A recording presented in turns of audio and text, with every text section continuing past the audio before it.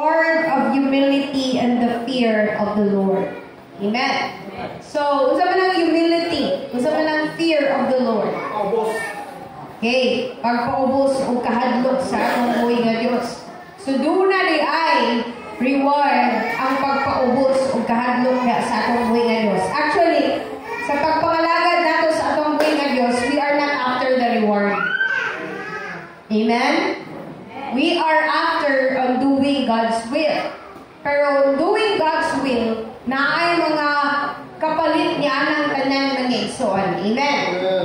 Kini nga context, gikuha na ako mga igsoon in Proverbs chapter 22 verse 4. O kini mga igsoon, isgutan diri sa ni King Solomon ang reward sa mamanihimong ang reward sa pagpaubos o sa pagkahadlok sa atong buhay nga Dios. By humility and the fear of the Lord are riches, honor, and life. Ang balot sa pagkamapaugsanon o pagkahadlok ang Jehova, mao ang pagkaadunahan o kadungganan o kinabuhi. Amen. Wala man na lang alagad sa itong buhay nga Diyos kay gusto tamang mahimong adunahan. Plus factor na lang na. Amen. Wala po ta nang alagad sa Ginoo para makabatong taog dumog. Wala po ta nang alagad sa atong buhay nga Diyos para makabatong taog kinabuhi. Nangalagad ta tungod kay mao kini ang gusto sa atong kasing-kasing. Amen. Plus factor na lang na mga igsoon, musunod na lang na mga igsoon kanato kung kita magpabilin sa pagpaubos o pagkahadlok sa atong buhay nga Diyos. Ang Book of Proverbs, mga igsoon, makita nato ni diri mga igsoon ang mga pulong nga puno sa kaalam.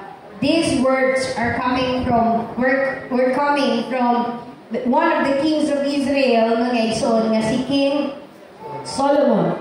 Usa ka hari nga puno sa wisdom. Amen? O gidiscuss niya diri mga igsoon, nag-discuss siya diri sa Proverbs sa mga practical na advice for living a life that honors God and benefits oneself and others. Makita nato diri kung unsa ang pagpakinabuhi nga anaa sa kabubuton sa atong buhay nga Dios ug unsa sab ang mahimong balos ni ini diri kanato. No? So, karon mga igsoon, ato nga kanabang mahikaluan kung unsa ang link between humility and the fear of the Lord ug unsa sa ang tangible rewards ni. Kung mayroon ka tangible rewards, this means makita nato. Kaya kung mayroon ta og intangible, dili ni makita. For example, anong love, anong mercy, and grace. But when we say tangible, this can be seen so with our naked eye. So, muna ang atong paghahisgutan karon mga igsoon.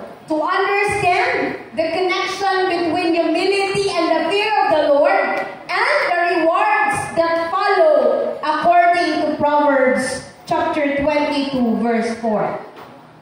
Now, una na to nga dapat nga mahibaluan ug masabtan unsa maning humility. Matod pa sa Bisaya, pagpaubos. Kung na itong ibasa sa Bisaya nga version, pagkamapaugsanon. Kung may humility na igsoon, ang definition ni is recognizing our dependence on God and valuing others above ourselves. So, ibig sabihin, imong ipaubos ang imong kaugalingon sa atubang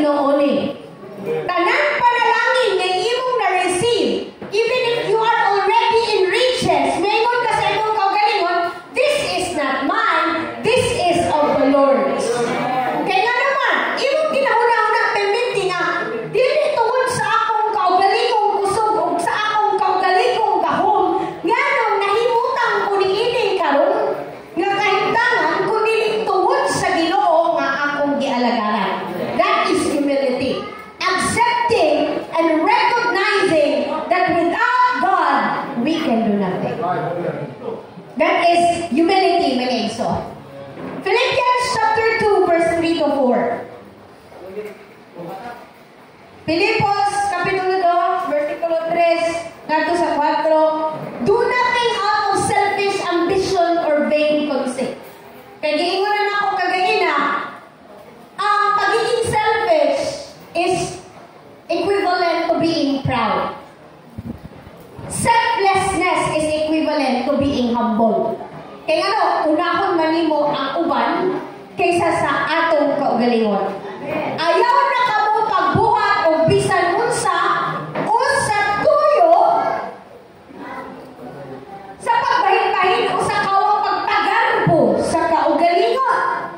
Hinunoa uban sa pagpaubos, isipa ang uban ingon nga labi pang maayo kaysa sa inyong kaugalingon. Muni ang humility. Kana bang bisan og name, grabe ni mo ka nindot mo. Grabe ni mo ka abdi.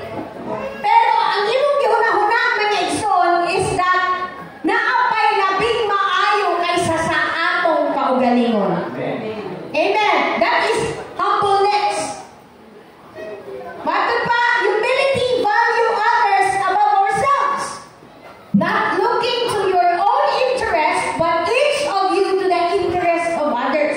So muna ang humility, just as we discussed a while ago, mga igsoon. We put others' needs above our own. So ingon ana mga igsoon, ang humility.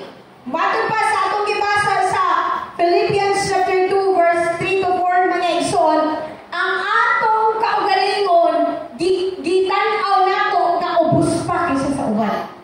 Bisan og naa kay taas-taas na achievement. Bisan og naa ka sa posisyon. Bisan na kabot nga nimo ang imong gipangantoy nga posisyon sa kinabuhi, nga wealth sa kinabuhi mga igsoon, apan nagpabilin ka sa pagpaubos niya sa imong kaugalingon. Tinuod jud no, dili kalibutan na mga igsoon kung naana ka sa posisyon, naana ka sa kanana kay sakto nga kanabang financial mga igsoon nga stability.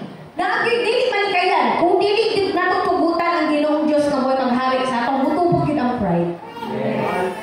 Tinuod na mga igsoon, mutubog gyud ang pride. Kaya ngano? Nay mga uban ng tao nga man, mga kanang mga dunggan ako, kuan ko, unya ingon ani ora ko. Lagi mga tao nga ingon ana mga igsoon nga, kanang taas na ang ilang tanaw sa ilang kaugalingon. Wala. Pagkawarin ko nga, grabe man yung mga panguna-una sa ubang tao. Nga dili na nila gusto nga makapakan sila, dili na nila gusto mga igsoon nga, kanabang malapwan sila, kaya nga naman, naanargi sila yung ingon nga nakabuot sa kinabuhi. But let us always remember that in humility mga igsoon, we are not looking as our own as high above others, but we look on our own nga ubos pa kaysa sa uban. Kaya kung sugot ka o dili, naapag yung mas labaw pa sa imo, ha? Amen? Dili porkit naanat na ka sa taas na ang tanaw sa nato sa atong kaugalingon. We are still nothing, mga igsoon, sa pananaw sa atong buhi nga Dios. Kini sa book of Philippians, chapter 2, si Apostle Paul nag-urge siya sa mga believers, mga igsoon, nga magkaroon tayo ng mindset as Christ, si Jesus Christ when He was here in the world. Iya pa na tanaw yung kaugalingon nga taas, Ginoo ko. Kunya ingon ana, anion ako ninyo. Ako naman nabuhat sa imo ha. Di ba? Kung mapagmataas lang ang Ginoo, dili siya mabili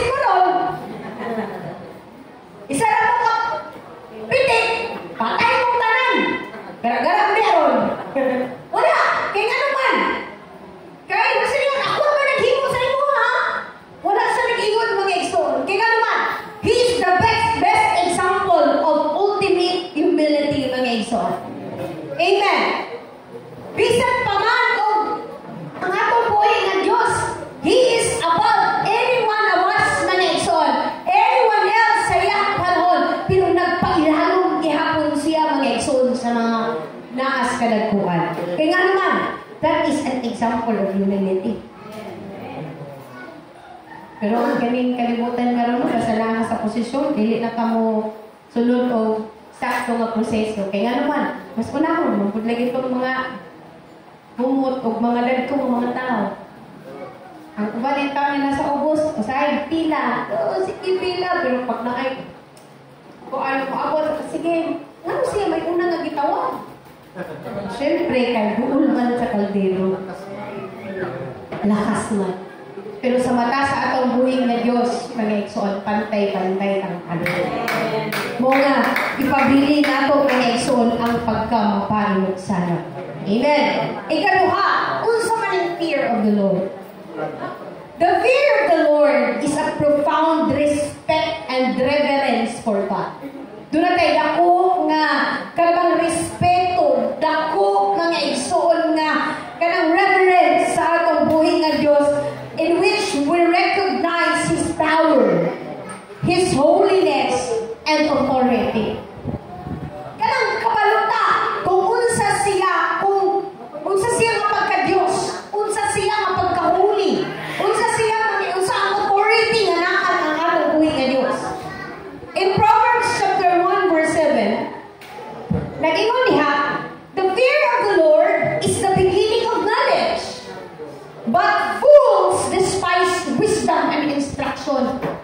Kanang tudloan ka, na i-accept mo ang mga pagtudlo, sabi na sa atong mga pastor, that is fear of the Lord, because you know that they are bringing the word of God.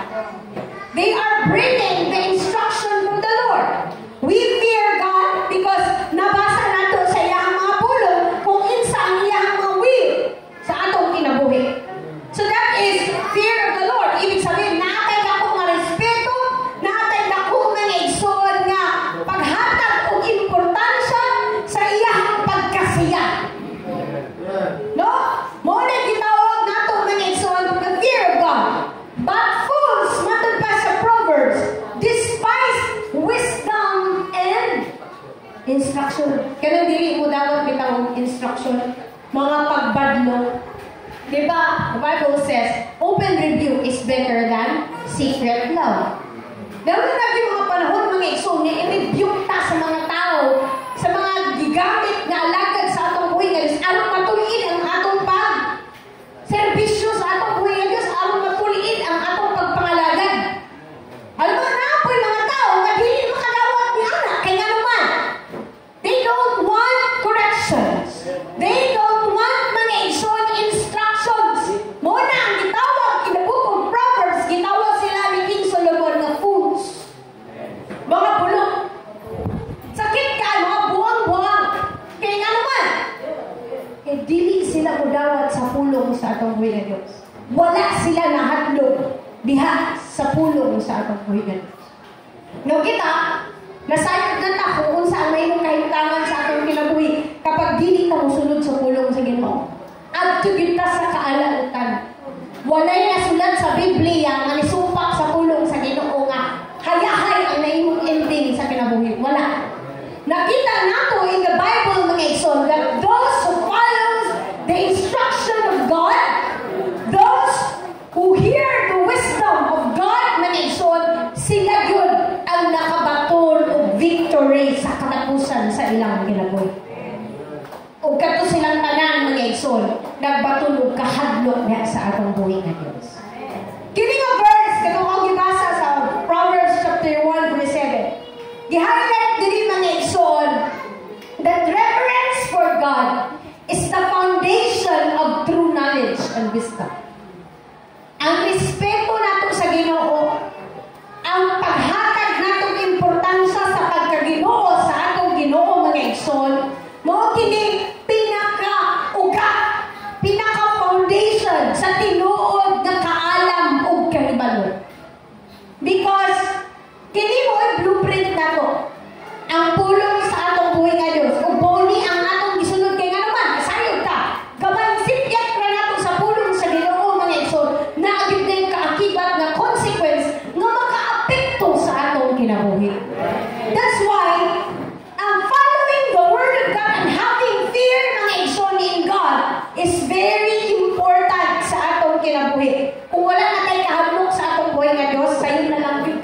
buhat o pagpakadaotan.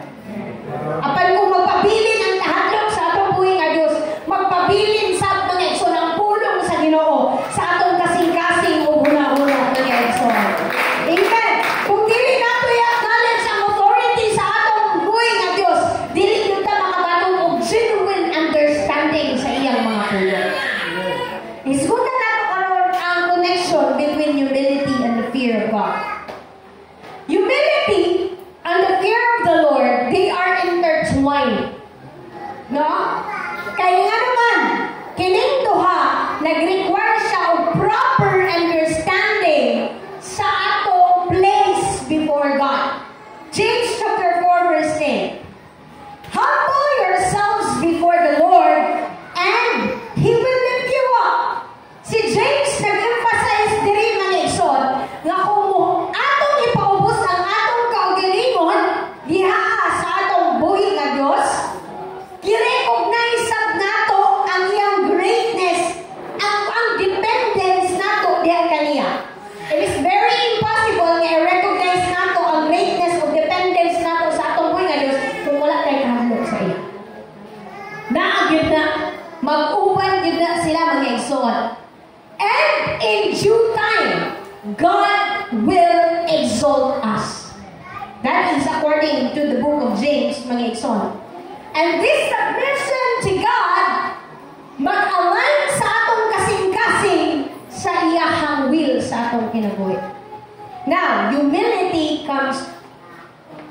is intertwined, connected sila sa fear of the Lord. Kaya usaon man na mahimo kang paubos sa imong kaugalingon kung wala kay kahadlok sa Ginoo. Ang kanang mapagbatas, wala na sila'y kahadlok sa Ginoo. Kaya they knew nga, di ba, makita din nato, kabalumanta, nga ang mga tao nga mapasigarbuhon, gikaligot-gutan gina sa among buhi nga Dios. Dili gyud ganahan ang Ginoo. Remember the attitude of the Pharisees and the Sadducees. Na sila'y pagkamapatason. They regard themselves higher than others. Mga bitaw itong sa panahon na si Jesus Christ nakipaghalubilo siya sa mga dili nila ginahalubiluhan, sa mga tao nga dili nila gikauban. Niya, mangutang na sila, ano nagiguban ng siya niya? Ng mga tawhana, if he claimed himself as Messiah, kaya magkiguban man sa anak. So, ibig sabihin, ang mga Pariseo, mga Sadducees, dili sila mo step down sa ilang kaugalingon o pagpaubos para makipaghalubilo ni atong mga tawhana. Pero si Jesus Christ, ipakita niya, this is the true character and attitude of being humble. That despite if I am the Messiah, still gipili na ako nga nakikuban niya. Nakikuban siya kang Sakeo. Nakikuban siya mga igsoon kang Mary Magdalene. Kung imo huna-huna ang tanaw sa mga Pariseo sa Sadducees, makasasala mo na.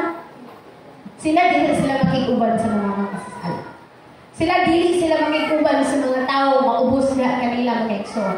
Pero ang atong buhi nga Dios nakikuban niya kanila. Mauna nga anaa kaniya mga igsoon ang usa ka character sa pagkamapainubusan. Dili nato mga igsoon huna-hunaon that we are above anyone else. Nagkaroon ako, usahin ko yung ang mga Kristohan na ako'y makita ngayon na mga Kristohan ko. Lahi ko kasi sa imo. Diba, gi-point out ni Pastor Casimero katong diri siya itong niaging mga semana mga igsoon nga. It's okay nga, yahang anak mga igsoon, makipag-friend siya sa unbeliever, but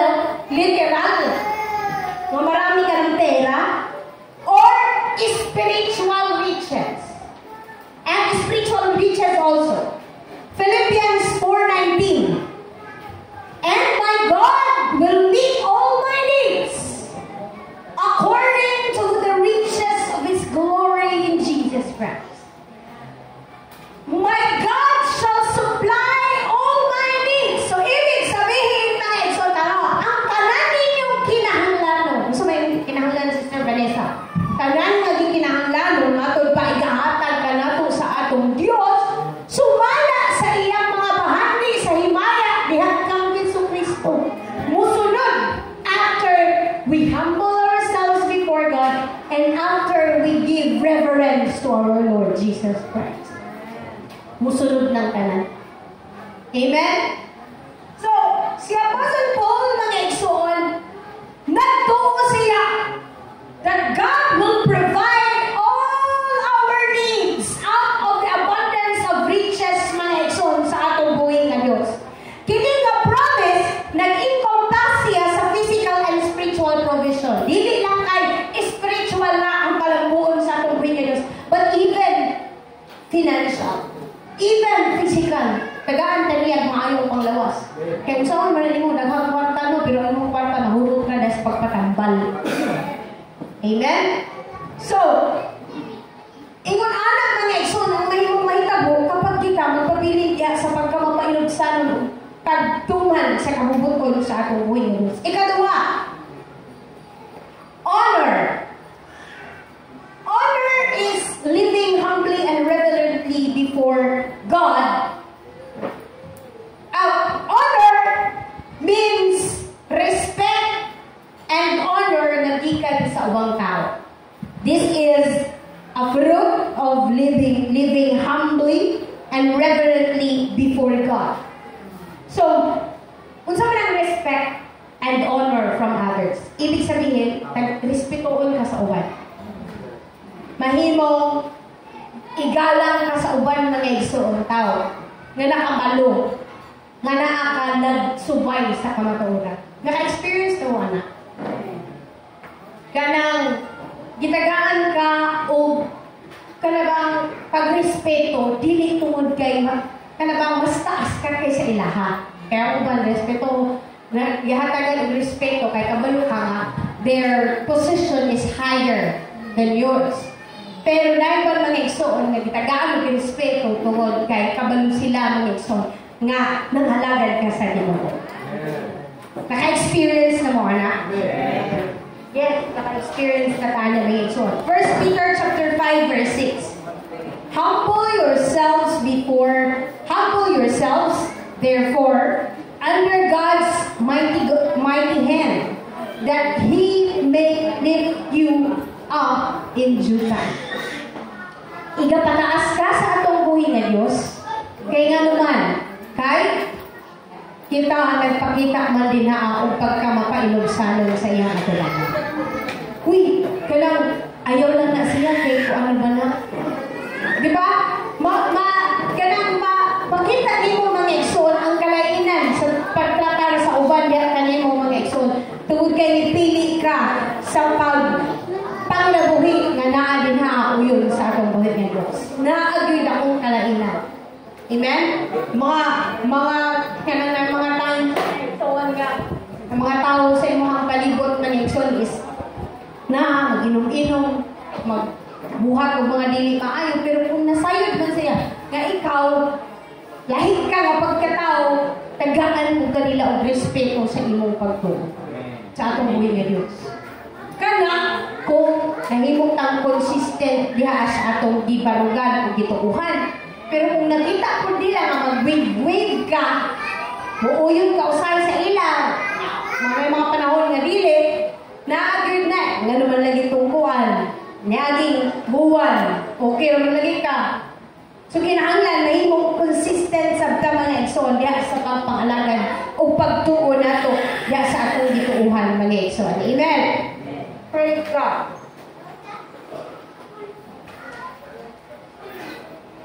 Sa atong gibasa kagaina mga igsoon, makita nato that gipakita ni Apostle Peter mga igsoon that the principle of humility before God mag-lead din siya sa exaltation. Ipataas ka sa atong buhay nga Diyos. Pero once kay ipataas po ka sa atong buhay nga Diyos, pagpabilin sa pagpaubos. No? So in God's timing, those who humble themselves will be honored. It just take patience. Ayaw lang og shortcut. Pag-ubos na. May mga panahon na sila sige rin ka paubos. Pag uabot ang panahon na ang Ginoo, igapataas ra ka. Uabot ang panahon.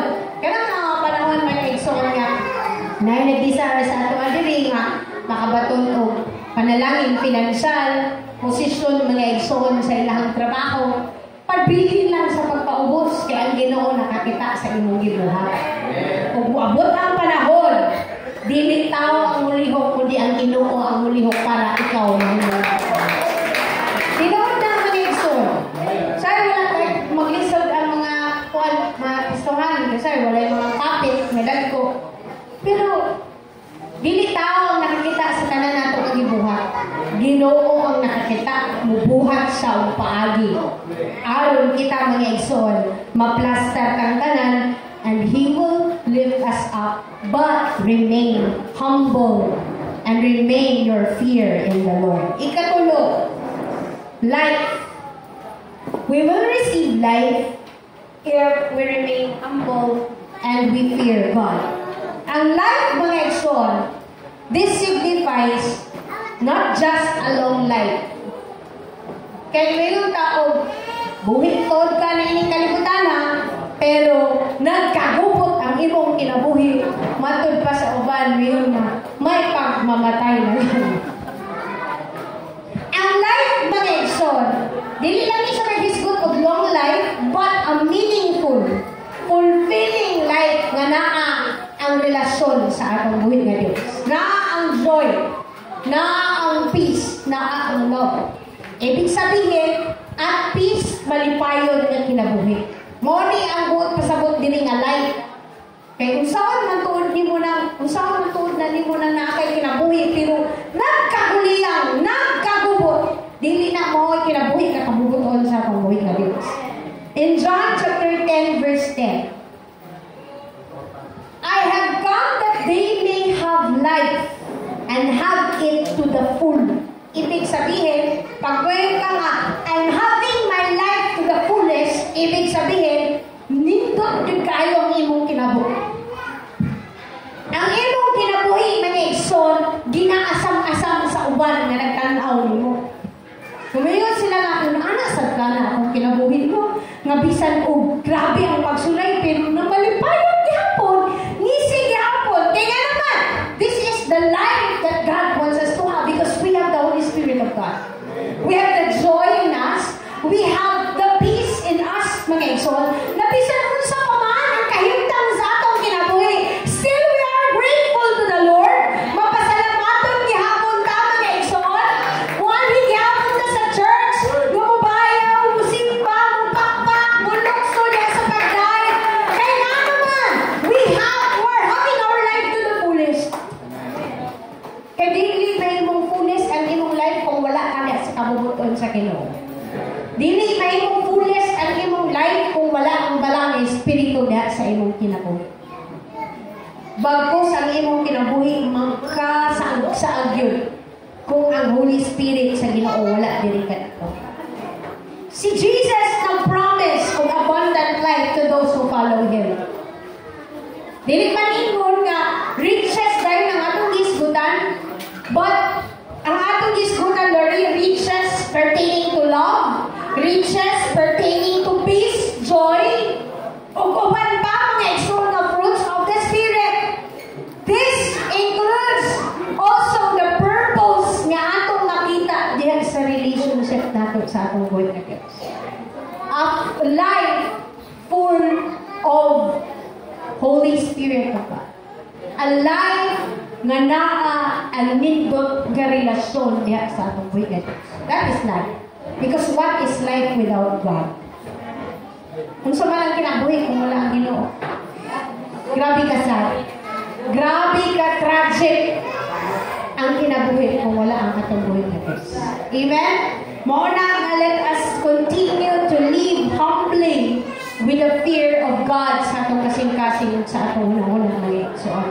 Because with humbleness and with fear in the Lord comes riches, honor, and life. Manindog kang tanan, mga igsoon. Palakpakan na itong atong Diyos.